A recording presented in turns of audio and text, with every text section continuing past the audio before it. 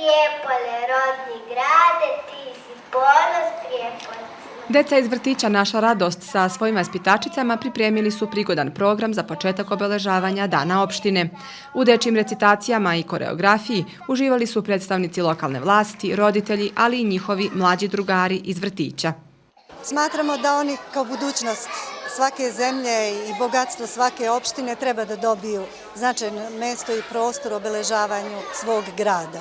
Meni je jako drago što su oni danas tako razdragani bili, što su sa oduševljenjem prihvatili naš poziv da učestvuju u ovim manifestacijama. Ovo je samo jedna od manifestacija u kojoj će nam se predstaviti.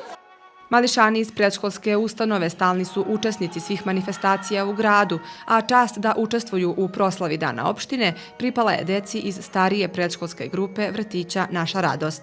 Naša deca su izvela kulturno-umetnički program posvećen njihovom gradu Prijepolju, recitujući recitacije i stihove na temu Moj voljeni grad Prijepolje.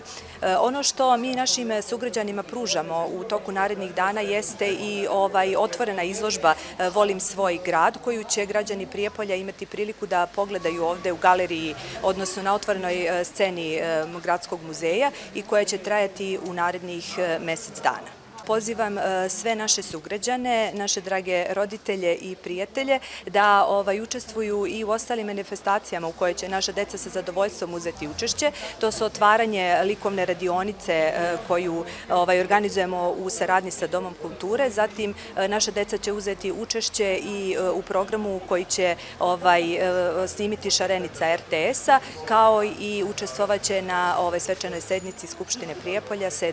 jula.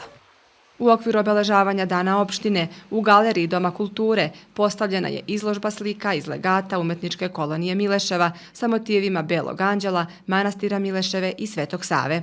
Do sada je održano 43 saziva umetničke kolonije Mileševa, na kojima je u proseku godišnje učestvovalo po 10 umetnika i umetnica iz zemlje i inostranstva.